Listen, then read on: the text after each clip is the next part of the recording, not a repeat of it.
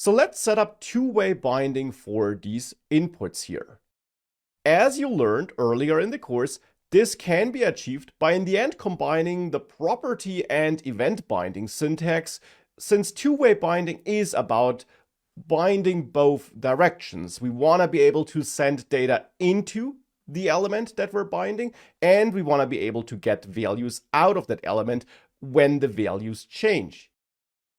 Now, you also learned earlier in the course that there is no built-in property you could listen to on the standard browser elements that would support two-way binding.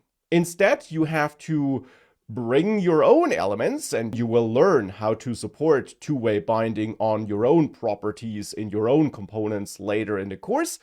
But to unlock it for certain built-in elements, like for the input element, you can use the ngModel directive, which is provided by Angular, which does support two-way binding on input and text area and related elements. Now, this ngModel directive is available if you do import this forms module, which we do, so we don't need to change anything here. And now we can use that two-way binding syntax, which is square brackets around parentheses, around the property that you want to bind. And that ngModel thing, when used with two-way binding, will now listen to changes of the value of this input, and then update some property of our choice with that changed value. Or if we change that property from some other place in our code, it will send that data back into the input. So we'll have that two-way binding. That, of course, also means that we now need a property to which we can two-way bind. And therefore, back in the user component TypeScript file, I will now add a new property here inside of the user input component class, and I'll name it entered initial investment, though of course the property name is up to you. And I'll set this to an initial value of a string that contains the number 0. So I'll not set it to the number 0, but to a string that contains the 0 digit, so to say. And I'm doing this because, as I mentioned earlier, the value you'll get out of an input will always be a string. Even if the user entered a number, it will be of type string. It will be a string that includes the number, so to say.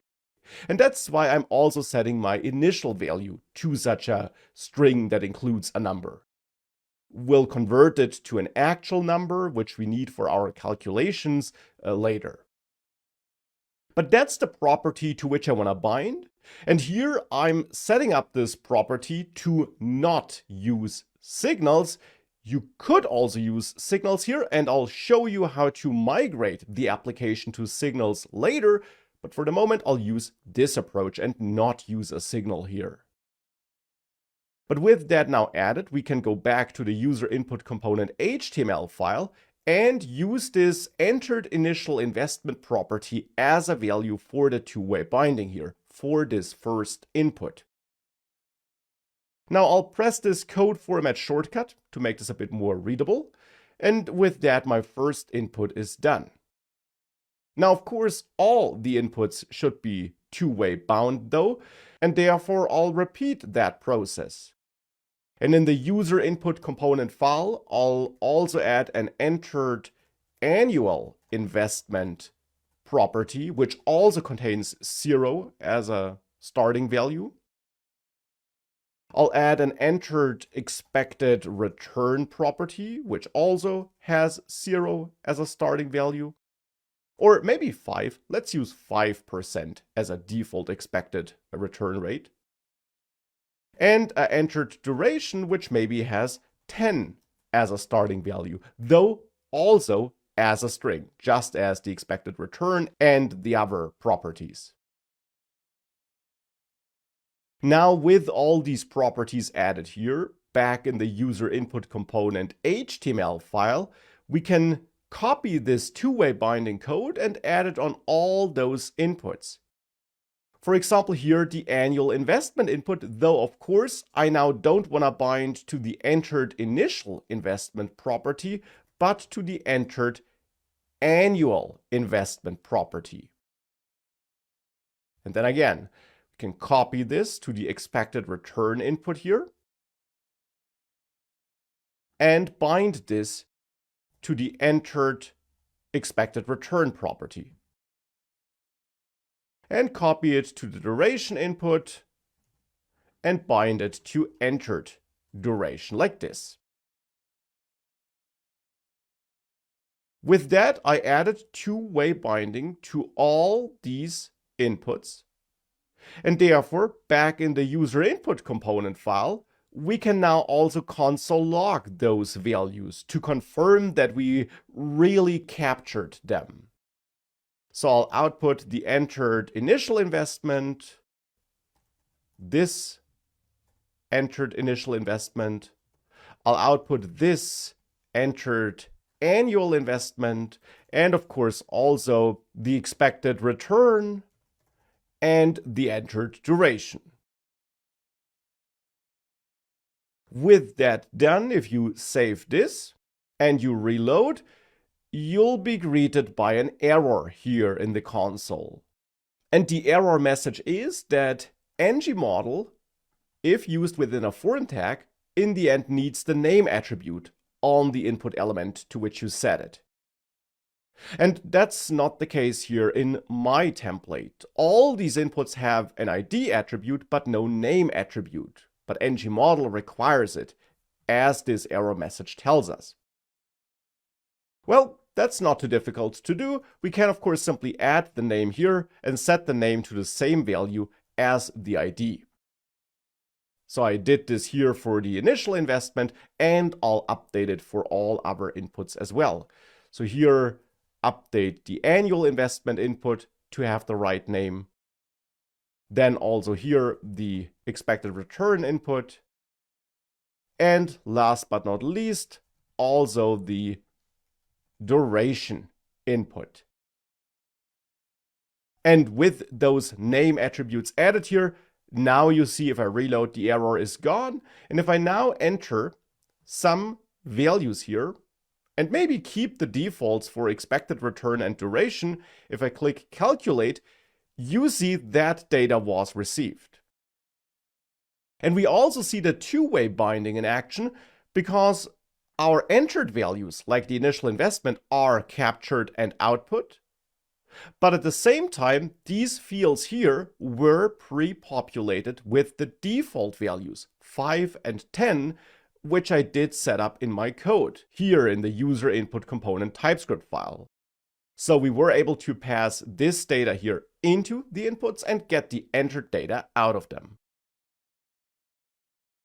So now that we are collecting that data entered by the user, the next step is to derive those results.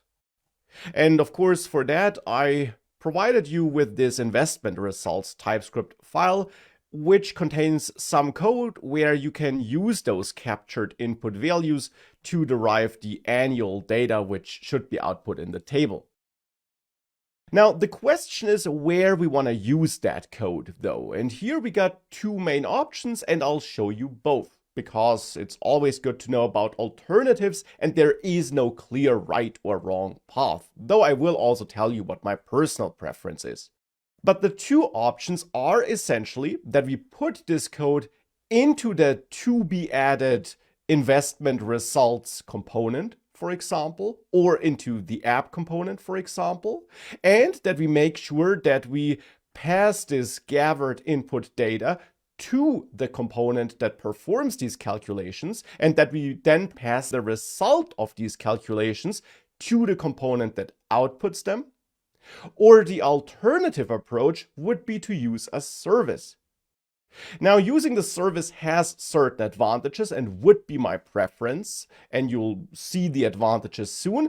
But since you should know about both approaches and the different Angular features you'll need to use to implement these two different approaches, I'll show you both approaches.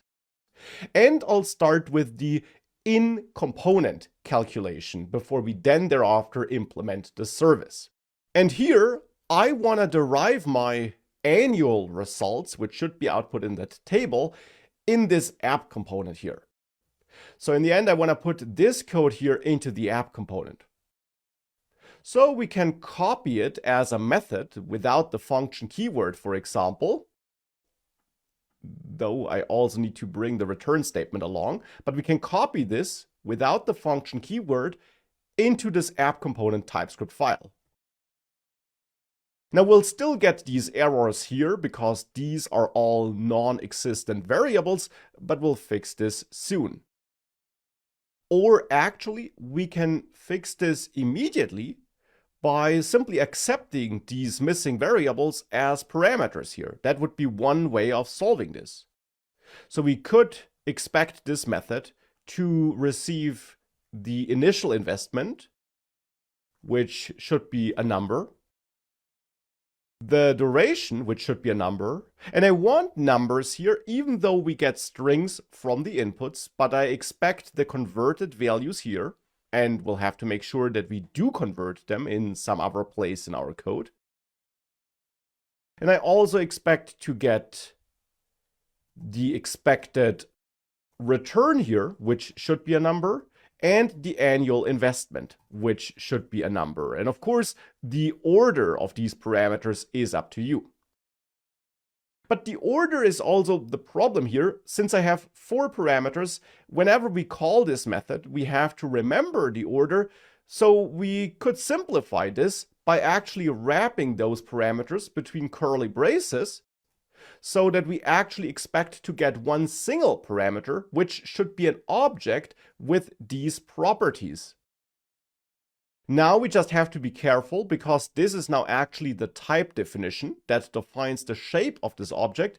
We of course also must give this object a name like data and then add a colon to make it clear that this object type here describes the shape of this data parameter.